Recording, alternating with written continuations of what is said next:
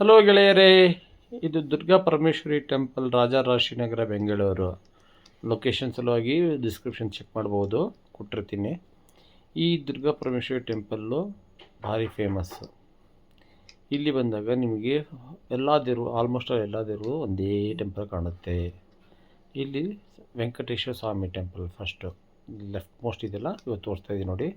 ಇದು ವೆಂಕಟೇಶ್ವರ ಸ್ವಾಮಿ ಟೆಂಪಲ್ಲು.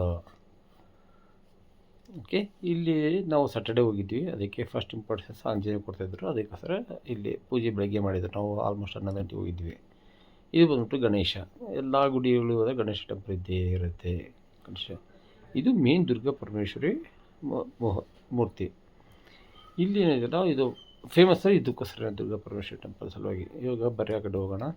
ಹಿಂಗೆ ಹೋಗಿ ನಮ್ಮ ದುರ್ಗಾ ಪರಮೇಶ್ವರಿ ಲೆಫ್ಟ್ ಸೈಡು ಶಿವಲಿಂಗ ಇದೆ. ಶಿವಲಿಂಗ ಎದುರುಗಡೆ ಬಸವಣ್ಣ ಕಾಮನ್ ಇದ್ದೇ ಇರ್ತಾನೆ. ಈ ಶಿವಲಿಂಗ ಎದುರುಗಡೆ ಬಸವಣ್ಣ. ಇದು ಶಿವಲಿಂಗ ಭಾಳ ಅಲಂಕಾರ ಚೆನ್ನಾಗಿ ಮಾಡಿದ್ರು. ಇದು ನೋಡಿ ಎಷ್ಟು ಚೆನ್ನಾಗಿ ಕಾಣ್ತಲ್ಲ. ಇಲ್ಲಿ ಬಂದ್ಬಿಟ್ಟು ನಿಮಗೆ ಆಂಜನೇಯ ಬಂದ್ಬಿಟ್ಟು ಈ ಥರ ಆಂಜನೇಯ. ಇದನ್ನು ಸ್ಯಾಟರ್ಡೇ ಹೋಗೋದಕ್ಕೆ ಹೊತ್ತು ಪೂಜೆ ಮಾಡಿ ನಮ್ಗೆ ಮಾಡಿದ್ರು.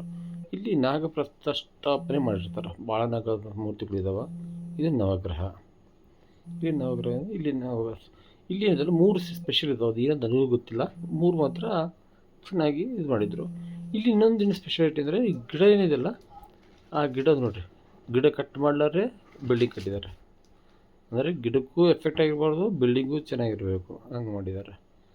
ಇದು temple. Thank you for watching this video. Like, share, comment and subscribe.